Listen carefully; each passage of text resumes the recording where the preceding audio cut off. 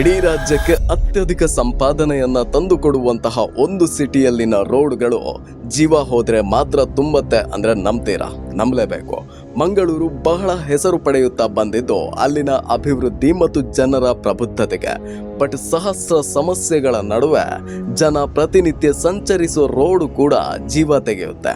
ಜೀವ ಹೋದ್ರೆ ಮಾತ್ರ ಇಲ್ಲಿನ ರಸ್ತೆಗಳು ಮತ್ತೆ ತಕ್ಕ ಮಟ್ಟಿಗೆ ಹೊಸ ರೂಪವನ್ನ ಪಡೆಯುತ್ತೆ. ಮಂಗಳೂರು ಟು ಉಡುಪಿ, ಮಂಗಳೂರಿನಿಂದ ಹತ್ತಿರದಲ್ಲೇ ಇರುವಂತಹ ಕೂಳೂರು ಎಂಬ ಭಾಗದಲ್ಲಿ ಒಬ್ರು ಲೇಡಿ ತನ್ನ ಆಕ್ಟಿವಾ ಗಾಡಿಯಲ್ಲಿ ದಿನನಿತ್ಯದ ಹಾಗೆ ಹೋಗ್ತಾ ಇದ್ರು. ಎದುರಲ್ಲಿ ಇದ್ದಂತಹ ರಕ್ಕಸ ಗಾತ್ರದ ಹೊಂಡಕ್ಕೆ ಆಕೆಯ ಗಾಡಿ ಬೀಳತ್ತೆ. ಆಯ ತಪ್ಪಿದಂತಹ ಆಕೆ ರಸ್ತೆಗೆ ಬಡಿದು ರೋಡ್ಗೆ ಬೀಳ್ತಾರೆ. ಮೀನು ತಗೊಂಡು ಬರ್ತಾ ಇದ್ದಂತಹ ಒಂದು ಲಾರಿ ಆಕೆಯ ನಡು ದೇಹದಿಂದ ಹರಿದು ಆಕೆಯ ಜೀವನ ಒಂದು ರಸ್ತೆಯ ಹೊಂಡದಿಂದ ಮತ್ತು ಜನರ ಮೌನ, ಅಧಿಕಾರಿಗಳೇ ಹೋಗುವಂತಹ ರೋಡ್ ಕೂಡ ಚೆನ್ನಾಗಿರ್ಬೇಕು ಅನ್ನುವಂತಹ ಅಟ್ಲೀಸ್ಟ್ ಒಂದು ಸಣ್ಣ ಮಟ್ಟಿನ ಕೆಲಸದ ಮೇಲೆ ನಿಷ್ಠೆ ಇಲ್ಲದೆ ಇರುವಂತಹ ಕಾರಣದಿಂದ ಮುಗಿದು ಹೋಗುತ್ತೆ. ಎಸ್, ಈ ವಿಡಿಯೋವನ್ನ ಮಾಡೋದಕ್ಕೆ ಮುಖ್ಯ ಕಾರಣ ಕೇವಲ ಇದೊಂದು ಘಟನೆ ಅಲ್ಲ. ಪ್ರತಿನಿತ್ಯ ಸಂಚರಿಸುವಂತಹ ಜನರು ಮನೆಯಲ್ಲಿ ನೂರಾರು ದೇವರಿಗೆ ಕೈ ಮುಗಿದು ಹೋದ್ರೂ ಕೂಡ ಯಾವಾಗ ಏನಾಗುತ್ತದೆ ಅನ್ನುವಂತಹ ಭಯದಿಂದಲೇ ರಸ್ತೆಯಲ್ಲಿ ಡ್ರೈವಿಂಗ್ ಮಾಡಬೇಕಾದಂತಹ ಪರಿಸ್ಥಿತಿ ಎದುರು ನೋಡ್ತಾ ಇದ್ದಾರೆ. ಜನರ ಮೌನ ಅಧಿಕಾರಿಗಳಿಗೆ ಮತ್ತು ಜನಪ್ರತಿನಿಧಿಗಳಿಗೆ ಜಡ ಹಿಡಿಯುವ ಹಾಗೆ ಮಾಡಿಬಿಟ್ಟಿದೆ. ವೆಲ್, ದಕ್ಷಿಣ ಕನ್ನಡ, ಯುಟಿ ಖಾದರ್, ಬ್ರಿಜೇಶ್ ಚೌಟ, ವೇದವ್ಯಾಸ್ ಕಾಮತ್, ಭರತ್ ಶೆಟ್ಟಿ, ಹೀಗೆ ಲಿಸ್ಟ್ಗಳನ್ನು ಹೇಳ್ತಾ ಹೋದ್ರೆ ಹಲವಾರು ಜನಪ್ರತಿನಿಧಿಗಳು ಇಲ್ಲಿ ಕಾಣಸಿಗ್ತಾರೆ.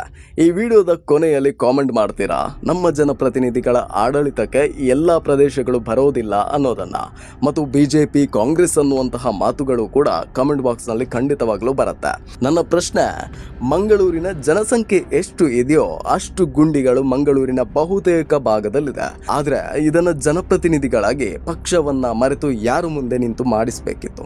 ಇನ್ನೂ ಒಂದು ಕಡೆಯಲ್ಲಿ ಮಂಗಳೂರಿನಲ್ಲಿ ಸಂಚರಿಸುವಂತಹ ವಾಹನ ಒಂದೆರಡು ಅಲ್ಲ. ಹೀಗಾಗಿ ಎಲ್ಲೋ ಒಂದು ಕಡೆ ಕೆಲಸ ಆಗತ್ತೆ ಅಂದಾಗ ವಾಹನ ಸಂಚಾರ ನಡೆಯೋದಿಲ್ಲ ಅನ್ನುವಂತಹ ಕಾರಣಕ್ಕೆ ಗುಂಡಿಯನ್ನ ಮುಚ್ಚಿಲ್ಲ ಅನ್ನುವಂತಹ ಕಾರಣವನ್ನ ಕೊಡೋದೇ ಆದ್ರೆ ಅಲ್ಲ ಸ್ವಾಮಿ. ಮಂಗಳೂರಿನಲ್ಲಿ ಬಹುತೇಕ ಭಾನುವಾರ ಜನಸಂಖ್ಯೆ ಕಮ್ಮಿ ಇರುತ್ತೆ ಮತ್ತು ವಾಹನ ಸಂಚಾರ ಕೂಡ ಕಮ್ಮಿ ಇರುತ್ತೆ. ಒಂದು ವಾರದ ಮುಂಚೆನೆ ಅನೌನ್ಸ್ ಮಾಡಿ ಈ ದಿನ ಕೆಲಸವನ್ನ ಮಾಡ್ತಾ ಇದ್ದೇವೆ, ಸೊ ಮಂಗಳೂರಿನ ಸಿಟಿಗೆ ಯಾವುದೇ ಕಾರಣಕ್ಕೂ ಕೂಡ ಪ್ರವೇಶ ಇಲ್ಲ, ಕೇವಲ ಆಸ್ಪತ್ರೆ ಮತ್ತು ತೀರಾ ಅಗತ್ಯ ಇರುವಂತಹ ವಾಹನಗಳಿಗೆ ಮಾತ್ರ ಸಂಚಾರ ಅನ್ನೋದನ್ನ ಘೋಷಣೆ ಮಾಡಿ ಕೆಲಸವನ್ನ ಮಾಡೋದು ಬಿಟ್ಟು ಜನರ ಪ್ರಾಣ ಹಿಂಡುವಂತಹ ಹೊಂಡವನ್ನ ಇಟ್ಟು ಯಾರದ್ದೋ ಮನೆಯ ಮಕ್ಕಳನ್ನ, ಯಾರದ್ದೋ ಮನೆಯ ದೀಪವನ್ನ ಆರಿಸುವಂತಹ ಕೆಲಸವನ್ನ ಮಾಡಬೇಡಿ. ಬಹುಶಃ ಇಲ್ಲಿನ ಜನಪ್ರತಿನಿಧಿಗಳಂತೂ ಮಲಗಿದ್ದಾರೆ ಅಂತ ಅನಿಸುತ್ತೆ. ನಾನು ಗಮನಿಸಿದ ಮಟ್ಟಿಗೆ ಸಾಕಷ್ಟು ಬಾರಿ ಕೋಮು ಸಂಘರ್ಷದ ವಿಚಾರವಾಗಿ ಮೀಡಿಯಾಗಳ ಮುಂದೆ ಬಂದು ಬೇಕಾಬಿಟ್ಟಿ ಮಾತಾಡ್ತಾರೆ ಬಿಟ್ರೆ ಅಭಿವೃದ್ಧಿಯ ಹೆಸರಲ್ಲಿ ಒಬ್ಬನೇ ಒಬ್ಬ ಕೂಡ ಮಾತಾಡೋದಿಲ್ಲ. ಅದು ಯುಟಿ ಖಾದರ್ ಆದ್ರೂ ಸರಿ, ಇನ್ಯಾರಾದ್ರೂ ಕೂಡ ಸರಿ. ಹೌದು, ನನಗೆ ಇತ್ತೀಚೆಗೆ ಒಂದು ಫೋಟೋ ಮತ್ತು ಒಂದು ಬರಹ ಬರುತ್ತೆ. ಅದನ್ನು ನೋಡಿದ ತಕ್ಷಣ ನನಗೆ ಅನ್ನಿಸಿದ್ದು, ಮಂಗಳೂರು ನಡೆದಾಡುವಂತಹ ರಸ್ತೆಗೂ ಕೂಡ ಕಷ್ಟಪಡುತ್ತಾ ಇದೆಯಾ ಅನ್ನೋದು. ಮಂಗಳೂರು ನಗರವನ್ನು ಪ್ರವೇಶಿಸೋದಕ್ಕೆ ಸುಮಾರು 4 ಭಾಗದಿಂದ ಸಾಧ್ಯವಾಗುತ್ತೆ. ಆದರೆ ಆ 4 ಭಾಗದಲ್ಲಿ ವಾಹನಗಳು ಪ್ರತಿನಿತ್ಯ ನಿಂತೇ ಹೋಗಬೇಕು. ಆ 4 ಎಂಟ್ರಿ ಪಾಯಿಂಟ್ಗಳು ಕೂಡ ಹೊಂಡಗಳನ್ನು ತುಂಬಿ ಜನರನ್ನ ಸಾವಿನ ದವಡೆಗೆ ನೂಕೋದಕ್ಕೆ ಶತಗತವಾಗಿ ಕಾದು ನಿಂತ ಹಾಗೆ ಕಾಣುತ್ತೆ. ನಂತೂರು, ಪಂಪ್ವೆಲ್, ಕೂಳೂರು, ಕಂಕನಾಡಿ ಜಂಕ್ಷನ್, ಹೀಗೆ ಹೇಳ್ತಾ ಹೋದ್ರೆ ಮುಗಿಯದಷ್ಟು ಜಾಗಗಳಿವೆ. ಆದರೆ ಯಾರೊಬ್ಬರೂ ಕೂಡ ಈ ವಿಚಾರವಾಗಿ ಎಚ್ಚೆತ್ತುಕೊಂಡ ಹಾಗೆ ಕಾಣ್ತಾ ಇಲ್ಲ. ಮಂಗಳೂರು ಸಿಟಿ ಕಾರ್ಪೊರೇಷನ್ ಸುಮಾರು 886 ಕೋಟಿ ರೂಪಾಯಿ ಬಜೆಟ್ ಅನ್ನು ಮುಂದಿಟ್ಟಿದೆ. ಅದರಲ್ಲಿ ನ್ಯಾಷನಲ್ ಮತ್ತು ಸ್ಟೇಟ್ ಹೈವೇಗಳನ್ನು ಬಿಟ್ಟರೆ ಗುಂಡಿ ಮುಚ್ಚುವಂತಹ ಕೆಲಸವನ್ನ ಇವರುಗಳೇ ಮಾಡಬೇಕಿತ್ತು. ವೇದವ್ಯಾಸ್ ಕಾಮತ್ ಹೇಳಿರೋ ಪ್ರಕಾರ ಸ್ಟೇಟ್ ಗೌರ್ಮೆಂಟ್ ಸುಮಾರು 2 ವರ್ಷದಿಂದ ಯಾವುದೇ ಹಣವನ್ನ ಕೊಟ್ಟಿಲ್ಲ. ಫೈನ್, ಬಟ್ ನ್ಯಾಷನಲ್ ಹೈವೇಗಳಿಗೂ ಕೂಡ ಕೊಟ್ಟಿಲ್ವಾ? ಒಂದು ಜಂಕ್ಷನ್ನಲ್ಲಿ ಯಾವುದೇ ಗುಂಡಿ ಆದರೂ ಕೂಡ ನ್ಯಾಷನಲ್ ಹೈವೇಯಿಂದ ಕನೆಕ್ಷನನ್ನು ಪಡೆದಿದ್ರೆ ಅದೇ ಜಂಕ್ಷನ್ನಿಂದ ಸಿಟಿ ತನಕ MCCಯ ಜವಾಬ್ದಾರಿ ಆದರೆ ಅದರ ಹಿಂದಿನ ಹೈವೇಗಳು ಸ್ಟೇಟ್ ಅಥವಾ ನ್ಯಾಷನಲ್ ಗೌರ್ಮೆಂಟ್ಗೆ ಸಂಬಂಧಪಡುತ್ತೆ. ಯಾರಿಗೆ ಬರುತ್ತೆ ಅಂತ ಚರ್ಚೆ ಮಾಡುವ ಬದಲು ಅಲ್ಲಿ ಪ್ರಾಣ ಹೋಗಿದ್ದು ಏನೇನು ತಪ್ಪು ಮಾಡದೇ ಇರುವಂತಹ ಆ ಹೆಂಗಸದ್ದು. ನಮ್ಮ ಸ್ನೇಹಿತರೊಬ್ಬರು ಹೇಳ್ತಾ ಇದ್ರು, ಎಕ್ಸಾಕ್ಟ್ ಈ ಘಟನೆಯ ಸುಮಾರು 3-4 ದಿನದ ಮುಂಚೆ ಪೊಲೀಸ್ ವಾಹನಗಳಿಗೆ ಅಲ್ಲಲ್ಲಿ ನಿಂತು ದಂಡವನ್ನ ಹಾಕ್ತಾ ಇದ್ರಂತೆ. ಇದಕ್ಕಾದ್ರೂ ಮರ್ಯಾದೆಯನ್ನ ಕೊಟ್ಟು ಅಲ್ಲಲ್ಲಿ ವಾಹನಗಳ ಸಂಚಾರವನ್ನ ಸರಿ ಮಾಡಿ ರೋಡ್ ಸರಿ ಮಾಡಿ ಕೊಟ್ಟಿದ್ರೆ ಆ ಹೆಂಗಸಿನ ಪ್ರಾಣ ಹೋಗ್ತಾ ಇರಲಿಲ್ಲ ಅಂತ. ಫೈನ್, ಇವತ್ತು ಒಂದೇ ಒಂದು ಮಾತು ಜನರಿಗೆ ಕೇಳಬೇಕು. ಅಲ್ಲ, ಇಷ್ಟೆಲ್ಲ ಅವ್ಯವಸ್ಥೆ ಇದ್ರೂ ಕೂಡ ಅದೇ ಗುಂಡಿ ತುಂಬಿದ ರಸ್ತೆಯಲ್ಲಿ ಮರ್ಯಾದೆ ಇಲ್ಲದೆ ಇರೋ ತರ ಇಷ್ಟರವರೆಗೆ ಹೋಗ್ತಾ ಇದ್ರಲ್ಲ, ನಿಮ್ಗಳಿಗೆ ಏನು ಹೇಳಬೇಕು? ನಿಮ್ಮ ಆಫೀಸ್ ಕೆಲಸಕ್ಕೋ ಅಥವಾ ನಿಮ್ಮ ಅಗತ್ಯಕ್ಕೆ ಪ್ರತಿನಿತ್ಯ ಹೋಗುವಂತಹ ರೋಡ್ ಹೇಗಿದೆ, ಅದಕ್ಕೆ ಯಾರ ಬಳಿ ಹೋಗಬೇಕು ಅಂತ ಏನಾದರೂ ಒಗ್ಗಟ್ಟಾಗಿ ಯೋಚನೆ ಮಾಡಿದ್ರೆ ಇವತ್ತು ಇಂತಹ ಪರಿಸ್ಥಿತಿ ಬರ್ತಾನೆ ಇರಲಿಲ್ಲ. ಬಿಡ್ರಿ, ನಾನು ಕೇಳೋದು ಸೋಕಾಲ್ಡ್ ಜನಪ್ರತಿನಿಧಿಗಳು ಜಯರತ್ನಾಕರ ಅಂತ ಹಾಡು ಹಾಕಿ ಭಗೀರಥರ ತರ ಹಿಂದೂ ಮುಸ್ಲಿಂ ಅಂತ ಕೋಮು ಸಂಘರ್ಷವನ್ನ ಮಾಡಿಸಿ ಕೊನೆಗೆ ಅಭಿವೃದ್ಧಿಯ ಹರಿಕಾರ ಅಂತ ಟ್ಯಾಗ್ಲೈನ್ ಅನ್ನ ತಗೊಂಡು ಜನರ ಮೇಲೆ ಗೂಬೆ ಕೂರಿಸಿದೆ ಬಂತಲ್ವಾ ನಿಮ್ಮಗಳ ಮುಖಕ್ಕೆ?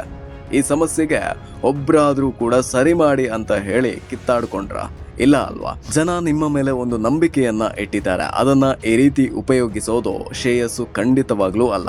ನಿಮ್ಮ ಹತ್ರ ಹೇಳಿದ್ರೆ ಅದು ನಮ್ಮ ಕೆಲಸ ಅಲ್ಲ, ಸ್ಟೇಟ್ ಗೌರ್ಮೆಂಟ್ ಕೆಲಸ ಅಂತೀರ. ಅವ್ರ ಹತ್ರ ಕೇಳಿದ್ರೆ ಕೇಂದ್ರ ಕೊಟ್ಟಿಲ್ಲ ಅಂತಾರೆ. ಜನ ಯಾರ ಹತ್ರ ಕೇಳಬೇಕು? ಬಿಡಿ, ಗುಂಡಿ ಮುಚ್ಚೋದಕ್ಕೆ ಕೋಟಿಗಟ್ಟಲೆ ಏನು ದುಡ್ಡು ಬೇಡ ಅಂತ ಅನ್ಕೊಳ್ತೀನಿ. ಕೋಟಿ ದುಡ್ಡು ಮಾಡಿದ್ದೀರಲ್ವ, ಅಭಿವೃದ್ಧಿಯ ಹರಿಕಾರ ಅಂತ ಹೇಳಿ ಸಾಂಗ್ ಹಾಕಿ ಜನರ ಮುಂದೆ ನಿಲ್ತೀರಲ್ಲ, ಅದಕ್ಕಾದ್ರೂ 1 ತಿಂಗಳ ಸಂಬಳವನ್ನ ಈ ಗುಂಡಿ ಮುಚ್ಚೋದಕ್ಕೆ ಕೊಡಿ. ಯಾಕೆ ಯಾರತ್ರನೋ ಕೇಳಬೇಕು? ನಿಮ್ಮನ್ನ ವರ್ಷಾನುಗಟ್ಟಲೆ ವಿನ್ ಮಾಡಿಸಿದಂತಹ ಜನರಿಗೆ ಇಷ್ಟು ಸಣ್ಣ ಸೇವೆಯನ್ನ ಮಾಡ್ಬೋದಲ್ವಾ? ಹೇಸಿಗೆ ಅನ್ಸತ್ತೆ ಹೇಳೋದಕ್ಕೂ ಕೂಡ. MCC ಸೇರಿ ಜನಪ್ರತಿನಿಧಿಗಳಿಗೆ ಹೇಳೋದು, ನಿಮ್ಮಿಂದ ಅಷ್ಟೂ ಕೂಡ ಸಾಧ್ಯ ಇಲ್ಲ ಅಂದ್ರೆ ಇಲ್ಲ ಕಂಡ್ರು, ನಮ್ಮ ಕೈಯಲ್ಲಿ ಗುಂಡಿ ಮುಚ್ಚಿಸೋದಕ್ಕೂ ಕೂಡ ಸಾಧ್ಯವಿಲ್ಲ. ಸೊ ಎಲ್ಲರೂ ಕೂಡ 100 ರೂಪಾಯಿ ತರ ಕೊಡಿ ಅಂತ ಕಲೆಕ್ಷನ್ ಮಾಡಿರೋ ದುಡ್ಡಲ್ಲಿ ಗುಂಡಿ ಮುಚ್ಚಿಸ್ತೀವಿ ಅಂತ ಭಿಕ್ಷೆಯನ್ನ ಬೇಡಿ. ಖಂಡಿತ ಜನ ನಿಮ್ಮ ಮುಖಕ್ಕೆ ಕೊಟ್ಟೇ ಕೊಡ್ತಾರೆ. ಯಾವುದೋ ರೀಸನ್ ಅನ್ನ ಹೇಳಿ ಅಭಿವೃದ್ಧಿಗೆ ದಾರಿ ಇಲ್ಲ ಅಂತ ಪಾಪ ಅಲ್ಲಿನ ಜನರನ್ನ ನಂಬಿಸಿದ್ದು ಸಾಕು. ಇದು ಅಭಿವೃದ್ಧಿ ಕೂಡ ಅಲ್ಲ, ಮೂಲ ಸೌಕರ್ಯ. ಅದನ್ನೇ ಕೊಡೋದಕ್ಕೆ ಆಗಲ್ಲ ಅಂದ್ರೆ ನೀವೆಂತಹ ಜನಪ್ರತಿನಿಧಿಗಳು? ಸಮಸ್ಯೆಗಳಿಗೆ ಸಾವೇ ಪರಿಹಾರ ಅನ್ನೋದು ಯಾಕೆ ಮಂಗಳೂರಿಗೆ ಮೂಲ ಮಂತ್ರ ಆಗಿದೆ ಅನ್ನೋದು ಅರ್ಥ ಆಗ್ತಿಲ್ಲ. ಇನ್ನು ಪೊಲೀಸ್ ಕಾರ್ಯವೈಖರಿ ಬಗ್ಗೆ ಮೆಚ್ಚಲೇಬೇಕು. ಸೆಲೆಕ್ಟೆಡ್ ಜಾಗದಲ್ಲಿ ನಿಂತು ಹೆಲ್ಮೆಟ್ ಹಾಕಿಲ್ಲ ಅಂತ ಫೈನ್ ಹಾಕ್ತಾರಂತೆ. ಇನ್ಫ್ಯಾಕ್ಟ್ ಮಂಗಳೂರಿನ ಸಿಟಿಯಿಂದ ಸ್ವಲ್ಪ ದೂರದ ಉಳ್ಳಾಲ ಅನ್ನುವಂತಹ ಭಾಗದಲ್ಲಿ ಹೆಲ್ಮೆಟ್ ಇಲ್ಲದೆ ಎಷ್ಟು ಬೇಕಾದ್ರೂ ಗಾಡಿಗಳು ಹೋಗ್ಬೋದು. ಅರ್ಥ ಆಯ್ತು ಅನ್ಕೊಳ್ತೀನಿ. ವ್ಯವಸ್ಥೆನೇ ಕುಲಗೆಟ್ಟು ಹೋಗಿರುವಾಗ ಸಾಮಾನ್ಯ ಜನರ ಜೀವಕ್ಕೆ ಬೆಲೆನೇ ಇಲ್ಲದೆ ಇರುವ ಹಾಗೆ ಆಗತ್ತೆ ಅಷ್ಟೇ. ಮಂಗಳೂರಿನ ನಗರ ಪ್ರದೇಶದಲ್ಲಿ ಕೆಲವು ಕಡೆ ಫುಟ್ಪಾತ್ ಇದ್ರೂ ಕೂಡ ರೋಡ್ನಲ್ಲೇ ನಡ್ಕೊಂಡು 5 ರಿಂದ 6 ಜನ ಹೋಗ್ತಾರಂತೆ. ಇನ್ ಕೇಸ್ ಏನಾದ್ರೂ ವೆಹಿಕಲ್ ಆಯತಪ್ಪಿ ಹೋದ್ರೆ ಯಾರಿಗೆ ನಷ್ಟ? ದಂಡ ಹಾಕ್ಲೇಬೇಕು ಅನ್ನೋದಾದ್ರೆ ಅದಕ್ಕೂ ಕೂಡ ಹಾಕ್ಬೇಕಲ್ವಾ? ಇನ್ನ ನನ್ನ ಸ್ನೇಹಿತರೊಬ್ರು ಹೇಳ್ತಾ ಇದ್ರು, ಮಂಗಳೂರಿನ ಕಂಕನಾಡಿ ಜಂಕ್ಷನ್ ಕತೆ. ಈ ಜಂಕ್ಷನ್ ಕಳೆದ್ರೆ ಪಂಪಲ್ ಅರೌಂಡ್ 900 ಮೀಟರ್ ಡಿಸ್ಟೆನ್ಸ್ ಅಲ್ಲೇ ಇದೆ. ಅದೇ ಜಂಕ್ಷನ್ ನಲ್ಲಿನ ಗುಂಡಿಗಳಲ್ಲಿ ದಪ್ಪ ಅಂತ ವೆಹಿಕಲ್ ಅನ್ನ ತಗೊಂಡು ಬಂದ್ರೆ ಪಂಪಲ್ ಜಂಕ್ಷನ್ ಅಲ್ಲಿ ಪೊಲೀಸ್ ವೆಹಿಕಲ್ಗೆ ದಂಡ ಹಾಕೋದಕ್ಕೆ ಕಾಯ್ತಾ ಇರ್ತಾರೆ. ಅದು ಅವರ ಡ್ಯೂಟಿ. ಆದ್ರೆ ಅಟ್ಲೀಸ್ಟ್ ಆ ಫೈನಿಗಾದ್ರೂ ಕೂಡ ಅದೇ ರೋಡಲ್ಲಿ ಫೈನ್ ಕಟ್ಟೋದಕ್ಕೆ ಬರ್ಬೇಕಾ? ಕೊನೆಯದಾಗಿ ಒಂದಂತೂ ಹೇಳಬಲ್ಲೆ, ಈ ವ್ಯವಸ್ಥೆ ಬದಲಾಗಬೇಕು ಅಂದ್ರೆ ಜನ ವಾಯ್ಸ್ ರೈಸ್ ಮಾಡಲೇಬೇಕು. ಇವತ್ತು ನಮಗಾಗಿಲ್ಲ ಅಂತ ಸುಮ್ಮನಾದ್ರೆ ನಿಮ್ಮ ಕುಟುಂಬದ ಯಾರಿಗೋ ಈ ರೀತಿ ಒಂದು ದಿನ ಆಗತ್ತೆ ಅಷ್ಟೇ. ನೀವೇನಾದ್ರೂ 3 ವರ್ಷದ ರೋಡ್ ವ್ಯವಸ್ಥೆ ಮತ್ತು ಎಕ್ಸಾಕ್ಟ್ ರೋಡ್ ರಿಪೇರ್ಗೆ ಸಿಕ್ಕಿರುವಂತಹ ಅನುದಾನ ನಂಬರ್ಸ್ನಲ್ಲಿ ವಿಡಿಯೋ ಬೇಕು ಅಂದ್ರೆ ಕಾಮೆಂಟ್ ಮಾಡಿ.